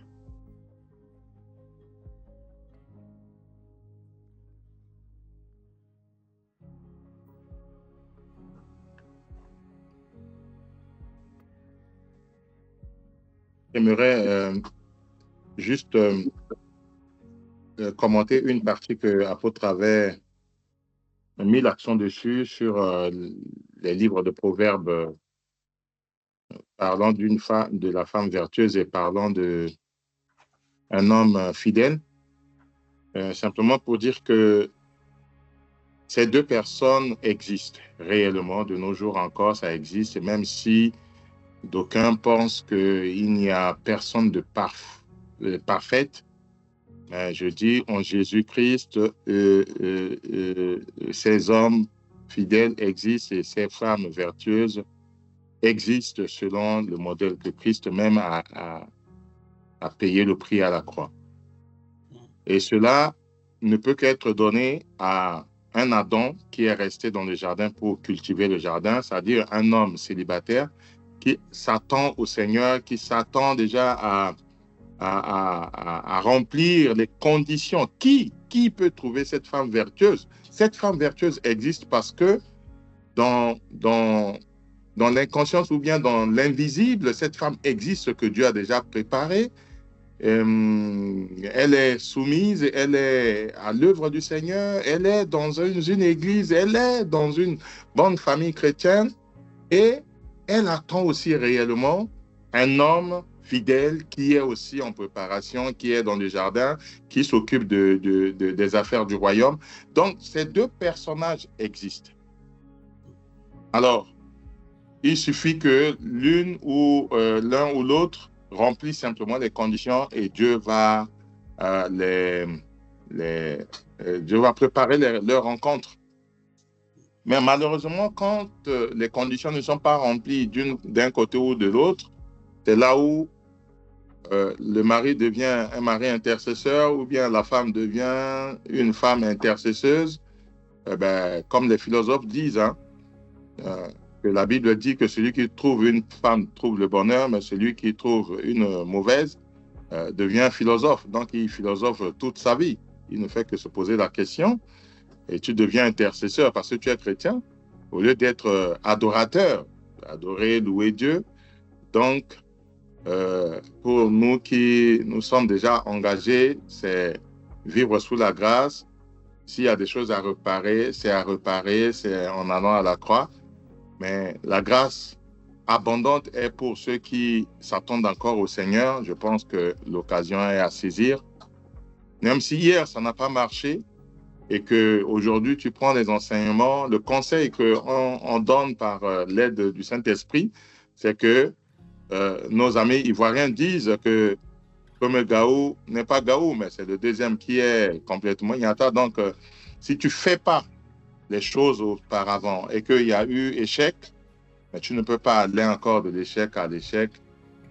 Attends le temps du Seigneur, reste dans le jardin, cultive le jardin et tu verras les merveilles du Seigneur pour ta vie. Amen. Amen. Amen, amen.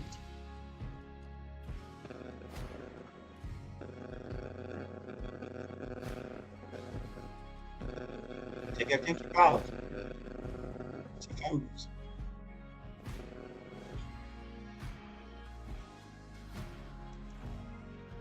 Ok, gloire à Dieu. Est-ce que tout le monde m'entend? Amen. Ok. Amen.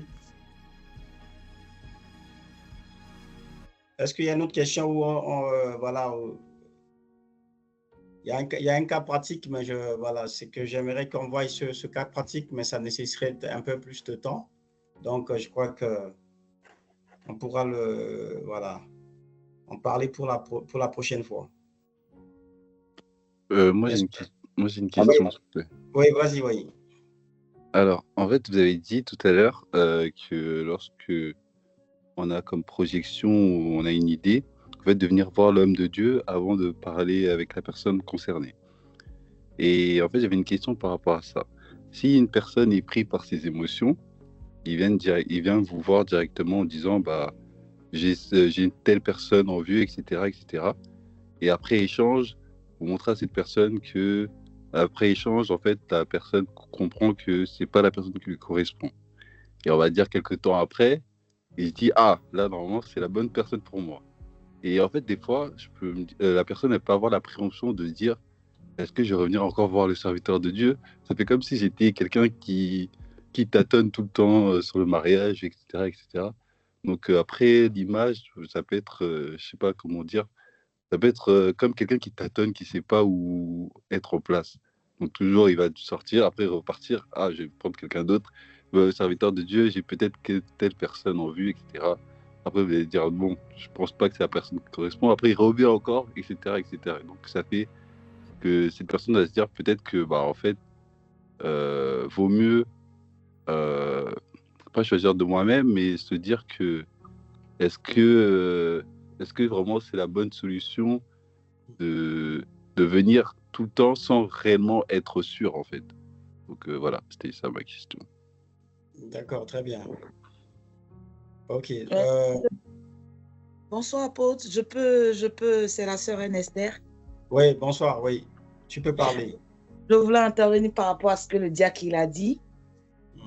Il y a quelque chose qui m'a interpellée lorsqu'il était en train de parler. Au fait, la première fois que je suis venue dans le ministère à l'église, j'ai entendu le témoignage de la sœur Roxane que l'apôtre y rendait pour dire qu'il y avait des personnes qui étaient venues se présenter et tout, et qu'à chaque disait non, c'était pas le bon, jusqu'à ce que le diacre il apparaît qui dit bon, cette fois-ci c'est le bon. Et je pense que si c'est dit comme ça, c'est vrai que certaines personnes, la sœur Roxane pourrait se décourager pour dire ben attends papa, avec tous les frères qui viennent là, je suis pas mariée et les frères ils viennent, ils veulent de moi et ils veulent pas, elle pouvait se décourager. Moi je veux que le diacre essaye de voir un peu l'image par rapport à la sœur Roxane aujourd'hui, qui est épanouie, qui est dans son foyer parce que Dieu a permis qu'il y ait le bon choix. Parce que quand l'apôtre parle du bon choix, il sait pourquoi il parle du bon choix. Et chacun d'entre nous savent. Parce que si tu n'as pas trouvé la bonne personne, tu rates carrément ta vie, que ce soit homme ou femme, tu rates carrément ta vie, au fait. Donc aujourd'hui, par rapport à ce que le diacre vient de dire, moi, j'ai vu directement l'image, quand il parlait, le témoignage de la sœur Roxane. Donc, si c'était quelqu'un d'autre, comme ce qu'il a dit tout à l'heure, la personne peut se décourager, c'est vrai, pour dire, ah ben attends, je t'entends, à chaque fois j'envoie, il me dit non, il me dit non. C'est comme si l'apôtre voulait choisir celle que je veux marier ou celui que je veux marier, ça peut décourager la personne. Mais moi, par rapport au témoignage qui a été rendu par rapport à la sœur Roxane aujourd'hui, qui est mariée, parce que Dieu a permis qu'elle tombe sur la bonne personne aujourd'hui, qu'elle soit stable dans son foyer. Donc, c'est ce que je voulais ajouter. Donc, ça peut décourager. Amen. C'est une bonne part parce que demander à Dieu, parce que quand on dit le cœur a ses raisons que la raison ignore. Bon, le pasteur, tu as présenté à l'apôtre, il a dit non, c'est pas la bonne personne. Bon, il a dit peut-être qu'en essayant, je vais montrer à l'apôtre que c'est la bonne personne et après tu vas te cogner la tête. Peut-être que si tu es vraiment sincère, tu viendras dire à l'apôtre, tu m'as dit c'est pas bien, mais je suis parti, voilà ce qui s'est passé. Mais d'autres personnes, ils vont se taire dessus, ils vont dire sans ni vu ni connu au fait. Donc, demander à Dieu déjà pour sa relation, pas que c'est que l'apôtre qui parle avec Dieu, mais l'apôtre, il connaît, comment on appelle ça, il est le père spirituel de chaque âme, de chaque personne. Parce qu'on lui explique souvent des choses vraiment intimes que personne dans l'église ne sait. Donc, il connaît le problème de chacun Et quand tu lui présentes quelqu'un qui il met devant Dieu pour dire, ah, voilà, le frère, il m'a envoyé telle sœur, comment tu vois? C'est vrai que toi, tu pries de ton côté, mais directement par rapport à son intimité avec Dieu, par rapport à sa relation avec Dieu, directement, Dieu peut lui dire, tiens, mon fils, ça peut aller, vas-y, ou bien non, non, non, dis-lui que c'est pas la peine parce que cette sœur-là, ou bien ce frère-là, il est venu pour jouer, ou il n'est pas sincère. Donc, bref, voilà ce que je voulais rajouter. Que Dieu nous bénisse. Amen. Merci beaucoup. Amen. Amen. Ouais, Amen. je voulais compléter aussi ce que la sœur Reine Esther a dit. Effectivement, on a un cas type, et c'est un de beaucoup de cas que la sœur Roxane, qui est la sœur Roxane. Hormis même ce que l'apôtre voyait, moi qui est resté grand frère de Roxane dans le Seigneur, effectivement, il y avait des demandes aussi qui venaient de mon côté. Mais en fait, quand vous voyez quelqu'un marcher avec le Seigneur, Dieu même vous dit, dans la prière, les types de personnes qui viennent, vous-même, dans l'église, en fait, vous voyez que ce n'est pas ça. Et des fois aussi, on peut demander des signes avant même d'en parler, dans vos attitudes de prière et autres, vous demandez des signes. Comme la sœur a dit, j'ai dit au Seigneur que j'aurais un mari comme, qui pourrait se comporter comme. Ça ne peut pas être exactement ça, mais dans sa demande, il y avait la crainte de Dieu, il y avait le respect, il y avait cette attitude d'un homme posé. Et ceux qui sont avancés dans la foi, quand ils prient, bien aimé, quand tu viens le voir, il voit comment tu marches avec le Seigneur. Il sait ce qu'il est bon, pas totalement, pas comme le Saint-Esprit pouvait le décliner, mais il sait au moins ce qu'il faut pour son fils, pour son frère, sa soeur, sa fille, ou bien pour un frère à l'église, ce qui est bien. Le Seigneur révèle toujours. Le côté qui est un peu flou dans nos démarches, c'est que quand on laisse le cœur d'abord, au lieu de laisser les intérêts de Dieu, parce que quand vous mettez les intérêts de Dieu et le temps de fiançailles, le temps d'amitié, bien aimé, même si les choses sont cachées, comment Dieu va révéler. Sauf si vous-même, Dieu a révélé que vous faites semblant, parce que vous avez laissé le cœur déjà avancer, parce que vous êtes déjà pris dans le sentiment. Ce n'est pas évident, mais il est question quand même de prendre un moment dans la prière, que ça soit seul, que ça soit avec le Père spirituel ou bien un ami dans le Seigneur, c'est toujours conseillé de le faire. Amen. Amen. Gloire à Dieu. Amen. Amen. On est en famille là, Amen. on est en famille. Oui, amen. Oui, shalom, shalom, bonsoir. Je voulais juste compléter ou rajouter quelque chose par rapport à ce que le diacre Jason a dit. Et voilà, ce que la sœur Esther et le diacre Brice ont dit, c'était correct. Mais je voulais juste rajouter qu'en fait, avant le mariage, en fait, il y a un temps de fréquentation, un temps des fiançailles. Et même dans les fiançailles, si on peut, voilà, être avec quelqu'un, on peut voir le père spirituel, mais voilà, on est des humains, on peut se tromper aussi. On peut croire que c'est la bonne personne, mais dans les fiançailles, on peut voir que vraiment, voilà, les attitudes, le comportement, la manière de faire de la personne ne nous convient pas. Donc, les fiançailles, on peut rompre les fiançailles. Alors que quand une fois on est dans le mariage, c'est le mariage qu'on ne peut pas. Donc, si Dieu fait grâce, tu peux te tromper une ou deux fois, mais c'est pas pour autant que tu dois cacher ça aux serviteurs de Dieu ou voilà, même si tu te trompes, c'est humain. Tu peux voir la personne et tu peux en parler avec le serviteur de Dieu aussi peut dire je vois que tel frère ou telle sœur lui te correspond, mais prenez le temps de voilà de vous fréquenter, de parler ensemble, de voir, mais dans cette amitié ou dans les fréquentations et les fiançailles, tu vois que c'est pas ça. Donc vous pouvez rompre les fiançailles et c'est une fois dans le mariage qu'on peut pas divorcer, mais les fiançailles ça peut être rompu, hein. Donc je trouve qu'il n'y a pas de mal à se tromper. Et donc voilà, mais toujours demander l'aide du Saint-Esprit, le conseil du Saint-Esprit. Mais c'est pas pour autant que, parce que tu t'es trompé 1, 2, 3, 4 fois, que tu vas, voilà, à cause de la honte ou à cause de quoi que ce soit, tu vas t'engager dans quelque chose, voilà, parce que je me suis déjà trompée 2-3 fois, mais je veux quand même aller dans le mariage. Le mariage, quand tu es dans le mariage, c'est trop tard. Alors que les fiançailles, c'est que les fiançailles. Donc, si tu trouves que c'est pas bon, tu peux t'arrêter là. Donc, c'est juste ce que je voulais rajouter. Amen. Amen, amen. Gloire à Dieu. Amen. Voilà, je ne sais pas si je vais peut-être répondre à ça et puis voilà, donner quelques éléments. Tout ce que vous avez dit là, gloire à Dieu pour ces éléments que je trouve riches, enrichissants dans toutes les interventions. Donc, en tout cas, c'est cela. Le Seigneur dit comment dire ça, qui peut trouver? Quand on dit qui peut trouver, ben, c'est que c'est la notion aussi de chercher qui est là. Et donc, quand on dit chercher, ben, il faut avoir l'attitude de quelqu'un qui cherche aussi. Et il faut avoir la bonne attitude. Voyez-vous, c'est que je précise que le pasteur, ce n'est pas un marabout.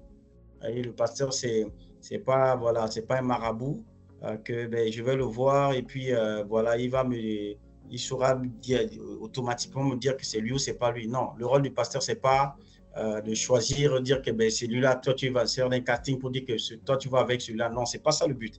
Le but déjà, tu vois, c'est qu'on a été renseigné là. Les éléments que nous avons, la base déjà, c'est cela. C'est pour l'homme qui peut trouver une femme vertueuse. Qui peut trouver. Et on a vu que pour l'homme, c'est que Dieu prit l'homme, il l'a placé dans le jardin d'Éden. Et avec tous ces éléments, ces critères que nous avons, c'est qui peut trouver, et il a placé l'homme et c'est Dieu qui va le faire. Donc, trouver la femme également, c'est une question de la foi. Ça, c'est très important. De la foi que toi aussi, celui qui veut aspirer à la meilleure, ou encore la femme qui veut aspirer à l'homme, c'est une question de foi. C'est avec la foi, on peut tout. La Bible déclare que ceux qui s'approchent de Dieu croient qu'il existe et qu'il est le rémunérateur de ceux qui le cherchent. Donc, déjà, dans la vie de la préparation pour quelqu'un qui s'aspire au mariage, c'est déjà sur la base de ce que j'ai, de même que j'ai la foi que je vais avoir un travail, ben, j'ai la foi que je vais trouver une bonne femme. Ça, c'est important. Il faut commencer à déclarer ça. Seigneur, je ne vais pas me tromper. Je confesse et je déclare que non, voilà, c'est lui qui a trouvé la femme, a trouvé le bonheur. Alors, par la grâce de Dieu, parce que la grâce est sur moi, parce que l'Esprit du Seigneur est sur moi, je suis conduit par l'Esprit et je finirai par trouver la bonne. Parce que tu as dit que celui qui a trouvé le bonheur. Donc, c'est une grâce qu'il obtient de l'Éternel. Donc, c'est ça, c'est travailler la grâce, c'est confesser la grâce, c'est proclamer la grâce. Non, je ne peux pas échouer. Je ne peux pas. Donc, ça, pour moi, c'est un point qui est très important. Donc, le grand travail, ce n'est pas juste que j'attends de voir et puis je viens voir l'homme de Dieu que j'ai trouvé. Non, on trouve d'abord dans la consécration, on trouve dans l'attitude, voilà, de la manière qu'on sert Dieu, dans le sérieux que l'on met dans selon tout ce que nous avons eu à donner comme éléments dans ces moments d'enseignement-là. Donc, quand ces éléments-là, on les a, mais quand on va voir l'homme de Dieu, c'est quoi? Je disais que c'est un acte de foi. C'est un acte de foi. On ne vient pas comme ça et puis on se lève un matin, je vais voir le pasteur. Le pasteur aussi peut être dans sa faiblesse et tu viens là, il n'a pas vu.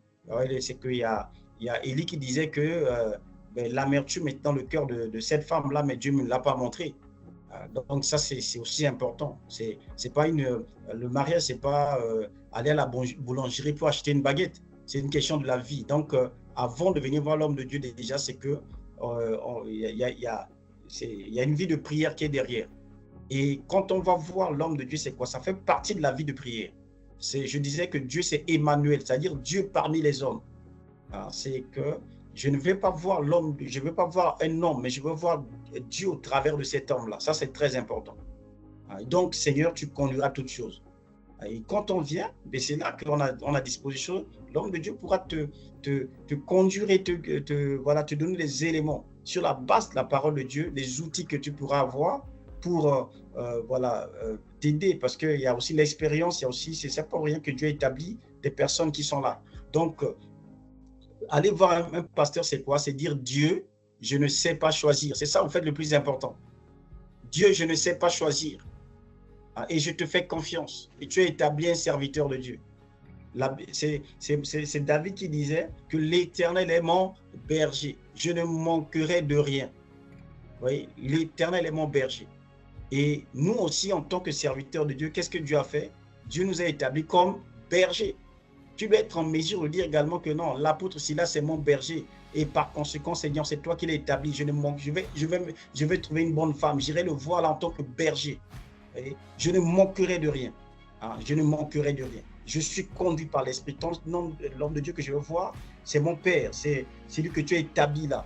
Alors, je ne vais pas le voir sur le plan humain. Je le veux voir parce que c'est un homme de Dieu que tu as établi là. Alors, les conseils qu'il me donneront, qui sortiront de lui, seront des conseils inspirés de toi. Parce que il s'agit de mon mariage. Donc, je ne vais pas le voir en tant qu'homme, mais c'est Dieu que je vais consulter.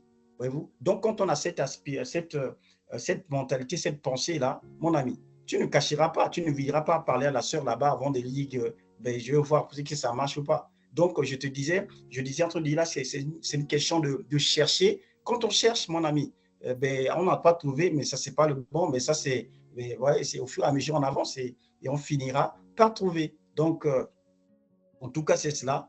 Moi qui te parle là, moi, je ne me suis pas levé comme ça. J'ai dit que c'est maman Siam et puis on y va. Moi aussi, j'ai cherché.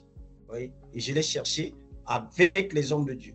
Parce que j'ai confiance au Seigneur. Ce n'est pas les hommes que je vais voir, mais j'ai confiance au Seigneur que non, ce n'est pas une baguette que je vais acheter, mais c'est que je consulte Dieu. Je ne vais pas voir un homme, mais c'est l'homme de Dieu que je vais consulter parce que voilà, je sais que c'est Dieu qui est établi. Dieu est Emmanuel, c'est-à-dire Dieu qui opère parmi les hommes. Quand on se donne tous ces éléments-là, mon ami, on réunit les conditions pour que le ciel puisse opérer. Amen. Amen. Gloire à Dieu. Est-ce qu'on a répondu à tout le monde? Amen. Gloire à Dieu. Donc, on peut ouvrir les micros. Donc, là, il est 21h12. On a dépassé les 12 minutes.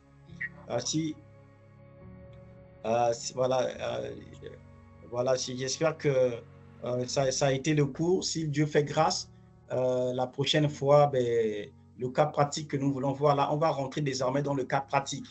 Là, on a vu comment trouver, mais également le Seigneur nous enseigne comment être dans le mariage, comment vivre. C'est-à-dire, il y a beaucoup de choses que nous allons, par la grâce de Dieu, commencer à voir dans le mariage également la prochaine fois. Donc, vraiment, je prie simplement que le Seigneur qui nous a conduits pendant ces moments, qui a permis que tu sois connecté, vraiment, il connaît ta situation, il connaît ta vie, il connaît tes attentes, mais que les éléments qu'il est en train de donner, que réellement que ces éléments-là puissent te servir. Dieu est fidèle, Dieu s'appuie sur ses principes, Dieu s'appuie sur sa parole, et sa parole est vérité. Et si tu prends ces paroles, naturellement, tu finiras par vivre ta destinée en ce qui concerne le mariage. Donc, s'il n'y a pas autre chose à dire, je veux juste que chacun puisse donc dire son prénom, comme ça on est ensemble, s'il te plaît.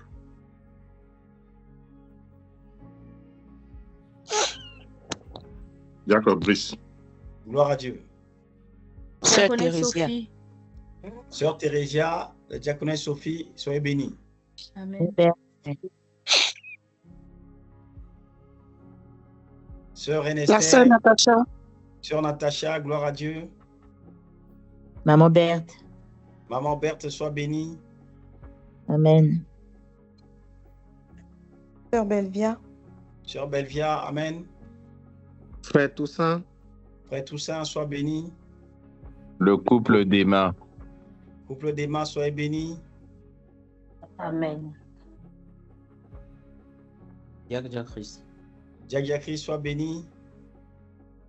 Amen. Amen. J'ai pas bien écouté, mais bon, adieu. Bien. Astrid. Pardon? Astrid, la sœur Astrid. Sœur Astrid, amen, gloire à Dieu. Maman Siam et la sœur Serena. Diaconesse Samira. Amen. Ok, Amen. gloire à Dieu. Voilà, donc en tout cas, voilà, donc la prochaine fois, on essaie de prendre également le temps pour pour avoir des questions, parce que le but est également qu'on soit éclairé. Il y a peut-être des aspects qu'on n'a pas touchés, mais c'est que si tu as des questions, ben c'est ça qui permet également qu'on puisse vraiment enrichir cet échange. Enrichir cet échange ensemble. Donc, voilà, s'il n'y a pas autre chose, je vais... Merci, Nicolas. Seigneur, merci pour ce que tu es. Nous bénissons ton nom et à toi nous rendons toute la gloire pour ce que tu es. Merci pour ce moment. Merci pour, Seigneur, ta parole qui a été libérée. Nous croyons que, Seigneur, le mariage vient de toi et nous nous attendons à toi. Seigneur, je veux prier pour chaque personne qui est dans ce temps d'enseignement, oh Dieu. La révélation de ta parole, elle éclaire et elle donne de l'intelligence. Père, je veux recommander entre tes mains ceux qui aspirent au mariage, oh Dieu, que tu puisses te manifester afin que, Seigneur, l'échec ne puisse pas être le lot parce qu'ils ont pris ce choix de recevoir, au Père, instruction de ta part. J'ai une pensée pour ceux qui ont connu, entre guillemets, ce que l'on peut appeler échec. Ça, c'est le langage des hommes. Mais avec toi, Seigneur, tu es celui qui rattrape toujours, même des années que les autres l'ont dévoré. Père, je prie pour chacun d'eux.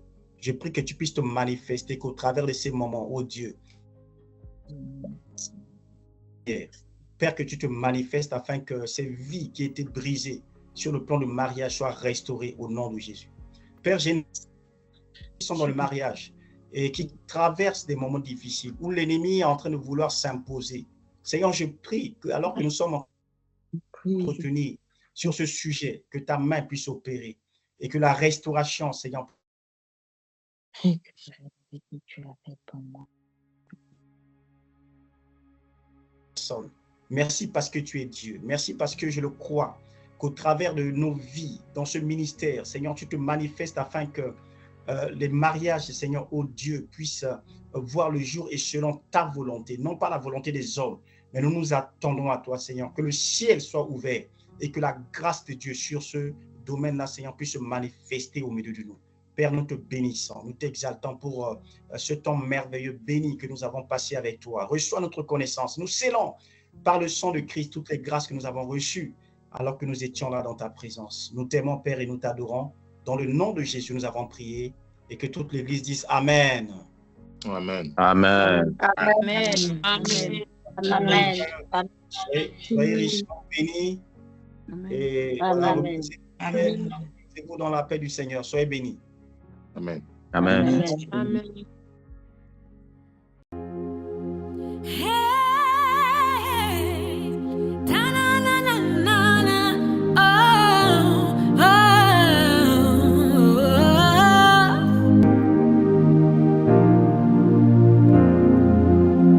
Jésus, tu m'as fait du bien, tu m'as fait du bien, tu m'as fait du bien. Jésus, tu m'as fait tellement de bien. Tu m'as fait du bien, tu m'as fait du bien, tu m'as fait Jésus, tu m'as fait tellement de bien. Tu m'as fait du bien, tu m'as fait du bien, tu m'as fait Jésus, tu m'as fait tellement de bien. Tu m'as fait du bien, tu m'as fait du bien.